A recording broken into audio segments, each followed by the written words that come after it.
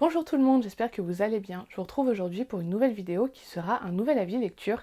Pour tout vous dire, j'ai déjà filmé cette vidéo, là je recommence parce qu'en fait j'ai eu des problèmes de focus, je m'en étais pas rendu compte. D'habitude je vérifie toujours, mais là évidemment la seule fois où je ne vérifie pas avant de commencer à filmer, j'ai des problèmes de focus. Donc on recommence, je vais essayer de pas trop bafouiller et surtout de ne rien oublier de ce que je vous avais dit tout à l'heure. Vous allez voir qu'il n'y a que 4 ouvrages dans cet avis lecture, je n'ai lu ces 2 dernières semaines que 3 romans et un graphique. C'est dû au fait que 2 des 3 romans que j'ai lus m'ont pris un peu plus de temps que ce que je pensais, mais c'était pas des mauvaises lectures, loin de là, vous allez le voir. Donc on va commencer tout de suite et pas trop traîner parce que moi honnêtement ça m'énerve de me répéter, mais c'est pas très grave. Le premier roman que j'ai lu, il s'agit de A Master of Gin de P. Djeli Clark. On en entend beaucoup parler ces derniers temps dans la mesure où il vient d'être traduit aux éditions de La Talente. On en entend énormément de très bons retours et c'est entre autres pour ça que je l'ai lu. Je ne voulais pas avoir trop de retours justement avant de le lire parce que en général la hype autour d'un roman ça a tendance à m'agacer et au final le roman reste dans ma pile à lire. Donc je pense que je l'ai sorti pile au bon moment et j'ai vraiment très bien fait. On est ici sur un ouvrage fantastique, on est plus précisément dans une uchronie, on se trouve au Caire en 1912 et l'Égypte est un petit peu une superpuissance mondiale dans la mesure où c'est un centre très important du point de vue économique, culturel et politique. Elle a pris son indépendance de la Grande-Bretagne depuis déjà je crois 20 ou 25 ans, quelque chose comme ça. Et en fait ce qui a provoqué ces changements c'est le fait que justement plusieurs décennies auparavant Al-Jahiz, un magicien, a fait revenir les djinns, qui sont donc des êtres dotés de magie et qui ont permis tous ces changements en Égypte. Et on en arrive en 1912, où au sein de la société égyptienne cohabitent les djinns avec les humains, et les humains, eux, sont divisés en plusieurs cultures ou en plusieurs religions. On a ceux qui suivent l'ancienne religion de l'Égypte antique, donc qui suivent encore les cultes dédiés aux dieux de l'Égypte, tels qu'on les connaît, tels que Ra, Sekhmet, Anubis, etc. On a également les gens qui suivent la religion islamique et on a enfin des humains qui n'ont pas de religion en particulier. Et vous vous doutez bien que entre ces différentes religions et également la présence des djinns, il y a certains conflits, certaines tensions. Et le roman commence où une société secrète qui est dédiée à Al-Jahiz, donc le magicien qui avait permis le retour des djinns, se réunit et tous ses membres vont mourir de manière très mystérieuse. Donc une enquête est déclenchée et dans ce roman, c'est ce que l'on suit, c'est justement cette enquête qui est menée par Fatma, qui est la première agente féminine de la police qui s'occupe des enquêtes surnaturelles du Caire. Elle a eu beaucoup de mal à se faire sa place en tant que femme, mais ça y est, elle est reconnue, elle est respectée. Et ce qui va se produire, c'est que sa hiérarchie va lui accoler une stagiaire, une femme là encore, et Fatma va pas forcément très bien le vivre au début. Je m'en arrête là pour le résumé, j'ai pas forcément envie de tout vous spoiler. J'ai beaucoup aimé cette lecture, c'était pas un coup de cœur, mais c'était vraiment une très très chouette lecture. J'ai surtout aimé la construction du monde du point de vue historique, donc uchronique, et également le système de magie. Je me suis énormément attachée au personnage. Il y a pas mal d'humour dans ce roman. C'était pas forcément très accessible de prime abord, mais une fois que j'étais rentrée dedans, et bien les pages filaient toutes seules. Le style de l'auteur est pas forcément le plus simple, c'est un petit peu, c'est assez complexe, assez fouillé, mais j'ai beaucoup aimé. C'était vraiment une très très chouette lecture. J'ai découvert après ma lecture qu'il y avait 2 novellas qui avaient été écrites avant ce roman par l'auteur dans la même temporalité et sur un petit peu les mêmes thématiques, donc les enquêtes surnaturelles. Ça a pas franchement gêné ma lecture, il y avait quelques références, mais ça m'a pas gêné. Par contre, ça m'a vraiment donné envie de lire ces novellas. J'ai trouvé ça vraiment très très bien construit, très bien fouillé. Je ne sais pas s'il y aura une suite, que ça soit à ces novellas ou à ce roman, mais moi clairement j'en veux plus. J'ai oublié de préciser que c'était une saga très inclusive et surtout que du fait d'être une uchronie, l'auteur se permet de jouer sur pas mal de références historiques ou de renverser pas mal de situations. Notamment ici les pouvoirs coloniaux sont un petit peu moqués, on les voit un petit peu comme des vieux un peu ridicules qui sont clairement sur le déclin, la France et la Grande-Bretagne notamment. En fait, ça vient du fait que l'Égypte a donc les djinns, a donc la magie, et a accès à certaines technologies que les pouvoirs coloniaux, eux, n'ont pas. Ça change réellement des autres sagas d'enquête surnaturelle que j'ai pu lire. J'ai adoré en fait l'aspect mythologie et uchronie qui était mêlé aux enquêtes. Donc voilà, sachez que même si vous ne lisez pas en anglais, ça vient d'être traduit et moi en attendant je vais aller me pencher sur les autres écrits de l'auteur. Ensuite, j'ai lu Equal Rights de Terry Pratchett, qui est donc le 3e livre dans les Annales du Disque Monde. Je ne sais pas s'il fait officiellement partie d'un des cycles des Annales du Disque Monde, je ne sais pas si c'est lui qui entame le cycle des sorcières ou non, mais en tout cas, on est donc sur la thématique des sorcières.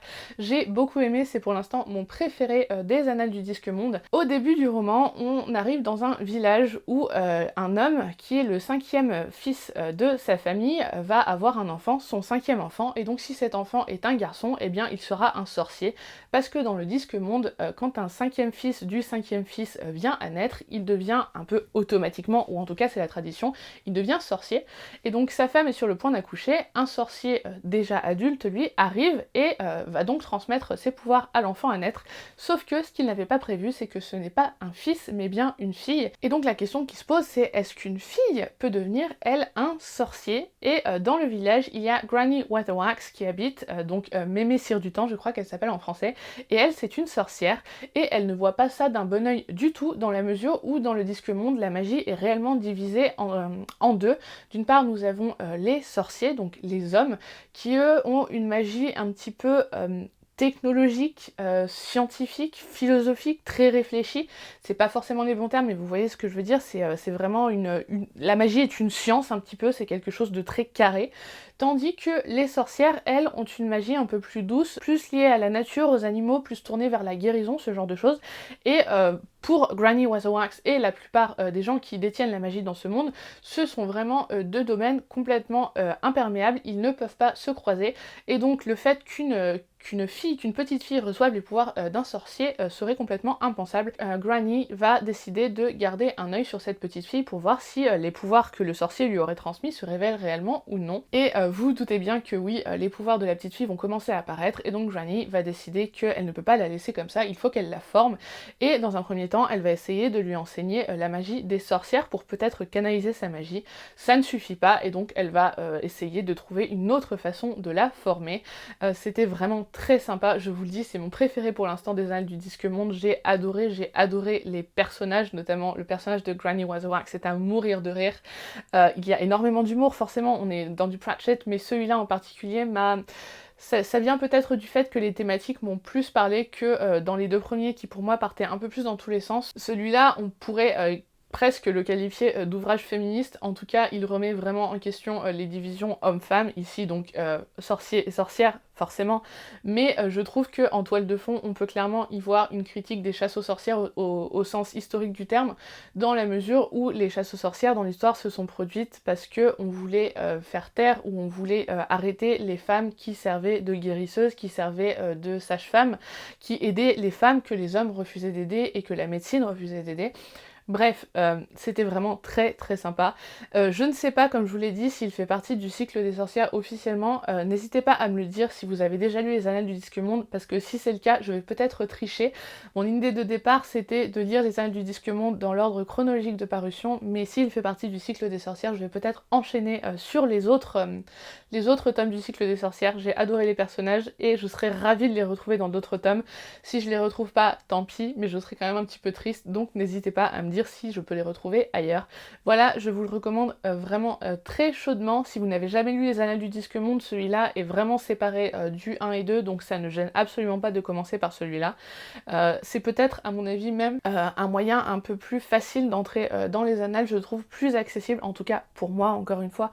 Ça vient peut-être des thématiques abordées, mais je le trouve plus accessible que les 1 et 2. La seule chose, c'est que je n'en ai plus dans ma pile à lire, donc je suis un petit peu triste, mais je vais essayer de me les procurer assez rapidement, en occasion si possible, mais dans tous les cas, je sais que je n'en ai pas fini avec les Annales du Disque Monde. Celui-là, c'était vraiment une très très chouette lecture. Ensuite, on en arrive au roman dont, à mon avis, je vais vous parler le plus longtemps. Il s'agit de The Devil and the Dark Water de Stuart Turton. Avant de commencer sur cet avis lecture à proprement parler, sachez que j'ai publié un vlog qui est sorti il y a 2-3 jours, dans lequel je vous parlais de mon week-end et surtout, en fait, dans lequel je vous fais mon retour un petit peu en live sur ce roman, dans la mesure où j'ai lu la majorité de ce roman sur le week-end, et vous allez voir que mon avis évolue pas mal, mais aussi dans ce vlog, j'aborde certaines thématiques de ce roman un peu plus en détail que là, dans cet avis dans lequel je vais être un peu plus synthétique. Donc si ça peut vous intéresser, n'hésitez pas à aller le voir, je vais vous remettre tout de suite le lien en haut de l'écran. Dans ce vlog, j'aborde d'autres choses, j'aborde notamment une lecture audio dont je ne parlerai pas aujourd'hui, il s'agit de Geekerella de Ashley Poston, donc n'hésitez pas à aller voir si ça vous intéresse. Je vous montre aussi des images d'Édimbourg, je parle de puzzle, bref, je parle de plein de choses. Donc si vous ne l'avez pas compris, je suis en train de faire ma pub, n'hésitez pas à aller voir ce vlog si ça peut vous plaire. Voilà, parenthèse refermée. Donc, on revient en Stuart Turton. Ce livre, je vous en ai parlé plusieurs fois, ça faisait un moment qu'il était dans ma pile à lire, je crois que c'était le 3e challenge dans lequel je le calais, et je sentais que si je continuais à le repousser, je ne le lirais jamais. Et pour cause, le premier Stuart Turton que j'ai lu, c'est son premier roman, c'est Les 7 morts de Evelyn Hardcastle. Je vous en avais parlé dans mes vidéos dédiées à mes opinions impopulaires, donc à ces sagas que tout le monde a adoré sauf moi. Là aussi je vous la remettrai en haut de l'écran si vous voulez mon avis complet sur Evelyn Hardcastle. Mais sachez simplement que donc Evelyn Hardcastle, ça m'avait un petit peu refroidi, je n'étais vraiment pas sûre de continuer à lire cet auteur, parce que même si la première moitié du roman m'avait bien plu, la deuxième m'avait complètement refroidi. Je n'avais pas du tout adhéré à la direction que le roman avait pris, je n'avais pas compris les explications, le pourquoi du comment, je trouvais ça très métaphorique, très spirituel, à la limite de la leçon de morale, bref, je n'avais pas accroché du tout, et donc vous comprenez bien que je n'étais pas 100% confiante au moment de rentrer dans celui-ci, et pourtant ça a été une très belle surprise, c'est aussi pour ça que je vous invite à aller voir mon vlog, parce que vous voyez vraiment mon avis évoluer, je pense que c'est assez rigolo à regarder. Je vais vous reparler du résumé, et ensuite on reparlera de mon ressenti.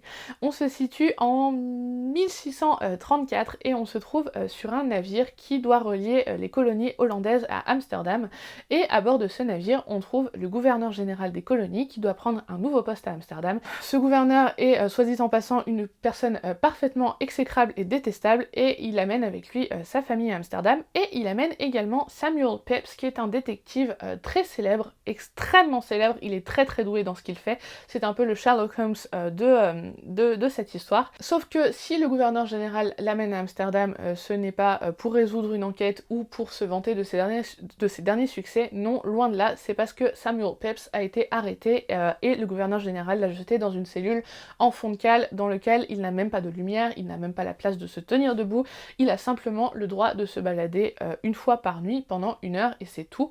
Le problème, c'est que l'on ne sait absolument pas ce qui reprochait à Samuel Pepys, la seule chose que l'on sait, c'est que le gouverneur général lui-même a l'air d'être convaincu de sa culpabilité. Et sur ce navire, on trouve également Arent, qui est en fait l'ami et surtout le garde du corps de Samuel Pepys. C'est un petit peu le John Watson de cette histoire, et qui lui voudrait bien savoir pourquoi son ami a été arrêté, et surtout il voudrait résoudre l'affaire dans la mesure où Samuel Pepys risque d'être mis à mort. Voilà, ça donne le ton de vraiment une très bonne ambiance au moment de l'embarquement. C'est un navire absolument immense, c'est ce qu'on a appelé un Indiaman, c'est-à-dire un navire qui était chargé de ramener entre autres des épices en Europe, mais quand je vous dis que c'est un gros navire, c'est-à-dire qu'il y a des centaines et des centaines de personnes entre l'équipage et les passagers. Imaginez un petit peu, toute proportion gardée bien évidemment, le Titanic, mais au XVIIe siècle, et il va se produire un événement très étrange au moment où tout ce petit monde va embarquer sur le navire. Un homme va, je ne sais plus s'il grimpe dans les cordages ou s'il grimpe sur des caisses, bref, on s'en fiche, il est en hauteur quoi. Il va faire une annonce, et en substance ce qu'il dit c'est vous allez tous mourir, vous êtes tous en danger, mon maître, donc comprendre le diable, va tous vous tuer. Et cet homme meurt juste après, je vous laisserai découvrir comment. Et le mystère, c'est que d'une part cet homme était un lépreux, donc comment est-ce qu'il a pu réussir à monter comme ça en hauteur, et d'autre part, quand il découvre le corps, la langue a été coupée, alors qu'ils l'ont clairement entendu parler quelques minutes auparavant. Donc Arent va se charger d'une double enquête, d'une part savoir de quoi est accusé Samuel Pepys pour pouvoir le sauver, et d'autre part qui était cet homme mystérieux, et quelle est la menace qui semble peser sur le navire, parce que tout le monde prend très très au sérieux que la menace de ce lépreux, dans la mesure où, vous le savez sûrement, les marins notamment étaient très très superstitieux à l'époque. Donc on va rentrer dans une sorte de huis clos des mers, c'est là où ça rejoint un petit peu Evelyn Hardcastle, c'est qu'on est vraiment dans quelque chose de très fermé, une ambiance très oppressante. Mais la différence avec Evelyn Hardcastle, c'est que dans celui-là, on va un peu plus dans l'horreur. Il y avait une part d'ombre, clairement, dans Evelyn Hardcastle, mais avec celui-là, on passe un peu plus dans l'horrifique. Au-delà de l'horrifique, il y a aussi pas mal de scènes assez dures, assez violentes. Il est question, entre autres, de violences sexuelles, donc je vous remettrai en barre d'infos le lien vers la liste des trigger warnings qui concerne ce roman, si c'est quelque chose qui peut éventuellement vous toucher. Ce roman tourne en fait autour de vieilles superstitions, et toute l'intrigue, ça va être de savoir si ces superstitions sont réellement liées à des forces surnaturelles, ou si on est plutôt sur un Scooby-Doo en quelque sorte. J'avoue que je me suis posé la question vraiment tout le long du roman, et là où ça m'a beaucoup plu, c'est que le dénouement m'a réellement surpris, c'est-à-dire que ce roman a réussi à faire ce que j'aurais aimé que fasse Evelyn Hardcastle. Evelyn Hardcastle est partie dans une direction qui ne me plaisait pas du tout, tandis que celui-là a réellement réussi à me mener par le bout du nez et à me surprendre, donc j'ai trouvé ça vraiment très agréable. J'aime être menée par le bout du nez par des romans, parce que ça veut dire que l'auteur a vraiment réussi à construire quelque chose de crédible, de cohérent, et que je me suis laissée berner. C'était vraiment très sympa de ce côté-là. J'ai beaucoup aimé les personnages, je me suis notamment beaucoup attachée à Sarah, qui est l'épouse du gouverneur. Je vous disais tout à l'heure que le gouverneur lui-même est une personne détestable.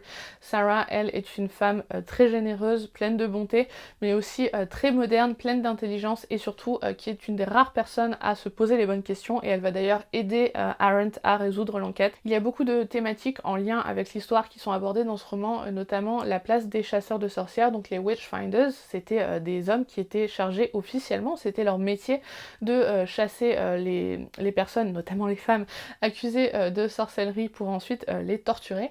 Au début, je trouvais que le traitement qu'en faisait l'auteur était un peu maladroit, voire problématique, mais il y a réellement une évolution, et j'ai compris au bout d'un moment pourquoi il avait eu ce traitement au début, et j'ai trouvé ça fait de manière plutôt intelligente. Bref, vous l'aurez compris, c'était une très bonne lecture, c'était pas un coup de cœur, loin de là, parce qu'il y avait pas mal de longueur, c'est le style de Stuart Turton, je suis pas non plus complètement fan, et il y avait aussi quelques petites incohérences, mais j'ai beaucoup aimé.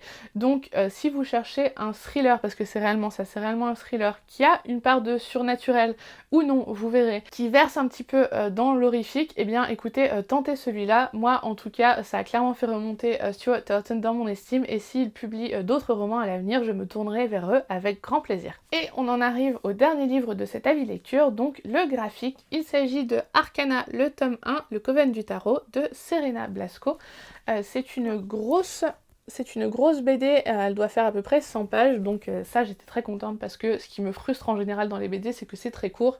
Là j'ai vraiment passé une très bonne soirée avec, j'ai pris le temps de regarder toutes les planches, de vraiment décortiquer les pages.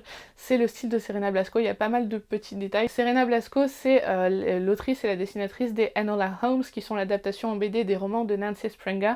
C'est une de mes sagas BD préférées, je sais, je radote, mais que voulez-vous, je veux pas m'empêcher de parler de Enola Holmes. Et donc quand j'ai vu qu'elle sortait une nouvelle saga qui là pour le coup a été imaginée entièrement par elle-même, c'est-à-dire qu'elle est à la fois au scénario et au dessin et à la colorisation, j'ai foncé parce que je savais que ça me plairait, et effectivement ça n'a pas raté, j'ai adoré. On suit ici ces deux jeunes filles que l'on voit, on a donc Fauna juste en haut et Flora juste en bas. Elles vivent dans un monde dans lequel la magie existe, et en fait cette magie est répartie entre ce que l'on appelle les arcanes majeurs. Ce sont des personnes qui sont dotées de grands pouvoirs, et vous vous doutez vis-à-vis du titre de la saga et du mot arcane que ça a rapport avec le tarot. Ces personnes possèdent chacun un type de magie qui correspond à des pouvoirs spécifiques, à des capacités spécifiques, et également à la personnalité de la personne, donc un petit peu comme les cartes du tarot. Et ensuite, il y a également dans ce monde des arcanes mineurs, c'est-à-dire des gens qui ne sont pas forcément dotés de la même magie, mais qui ont chacun des postes bien spécifiques. Par exemple, certaines arcanes mineures sont en charge de la diplomatie, certaines arcanes mineures sont en charge de l'économie, etc. Et en fait, ces deux jeunes filles vont être choisies pour intégrer l'école, qui forme des apprentis qui, s'ils réussissent leurs examens, deviendront des élus et qui donc, si un jour un arcane majeur meurt, eh bien les élus sont ceux qui sont en mesure de remplacer ces arcanes majeurs pour devenir à leur tour arcane majeur. Ces deux jeunes filles ne se connaissent absolument pas. Fauna vient de l'île de Bâton et elle va être choisie pour être une apprentie de la grande prêtresse, et Flora vient de l'île d'épée et elle va être choisie pour être une apprentie de l'arcane de la mort. Et il faut savoir que l'arcane de la mort, c'est un peu l'arcane maudit dans la mesure où tous ses apprentis précédents sont morts, donc Flora en plus ne veut absolument pas devenir arcane majeur, donc il y a vraiment un grand mystère. Qu'est-ce qu'elle a de spécial qui fait qu'elle a été choisie pour devenir l'arcane de la mort, et surtout est-ce qu'elle va réussir? Je ne vous spoile pas dans la mesure où c'est écrit sur la 4e de couverture, mais on découvre assez rapidement que ces deux jeunes filles sont en fait des jumelles qui ont été séparées à la naissance et adoptées chacune de leur côté par une famille différente sur 2 îles différentes. Mais donc elles vont se rencontrer sur l'île au moment de commencer leur formation, et donc on va les suivre dans le début de leur apprentissage de la magie, dans le développement de leurs capacités, et toute la question ça va être de savoir qu'est-ce qu'elles ont de spécial, pourquoi est-ce qu'on les a séparées à la naissance, et est-ce qu'elles ont éventuellement un rôle à jouer dans le futur d'Arcana.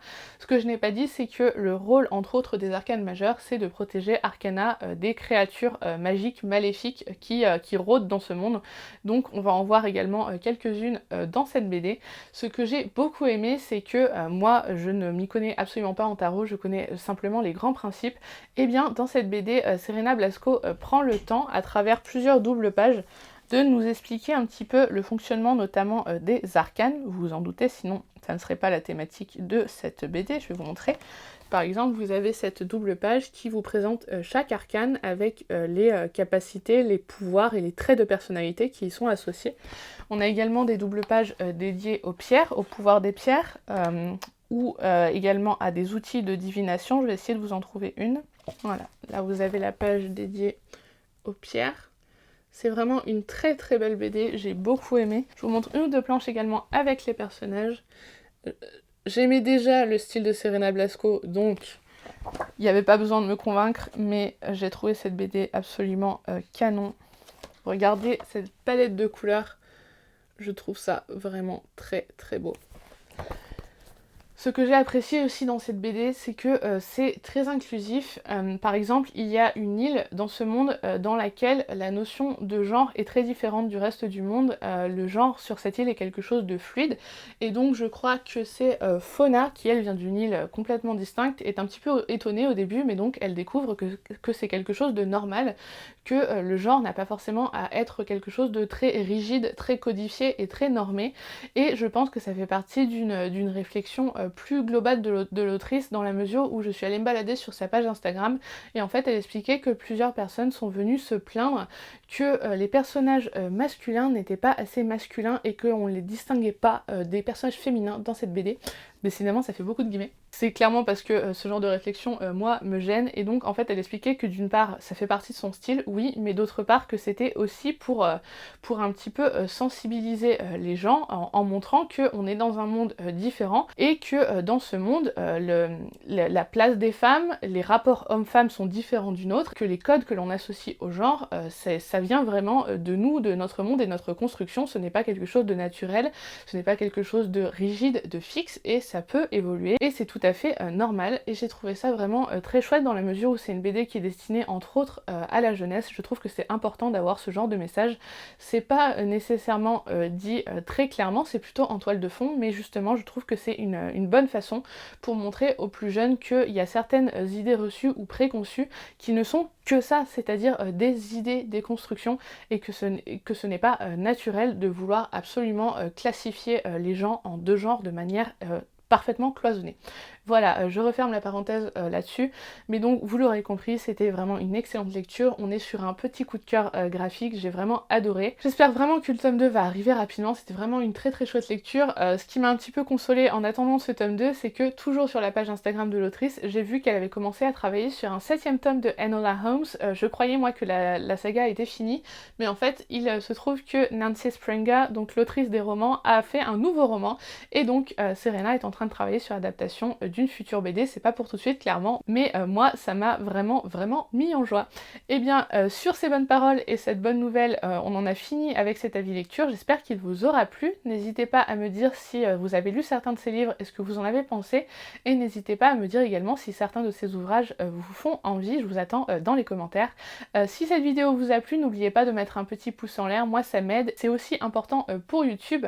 Peut-être abonnez-vous à la chaîne si ce n'est pas déjà fait, ou alors recommandez cette vidéo ou cette chaîne à quelqu'un à qui ça pourrait plaire. Moi je vous dis un grand merci d'avoir regardé cette vidéo jusqu'au bout et je vous dis à très bientôt. Ciao!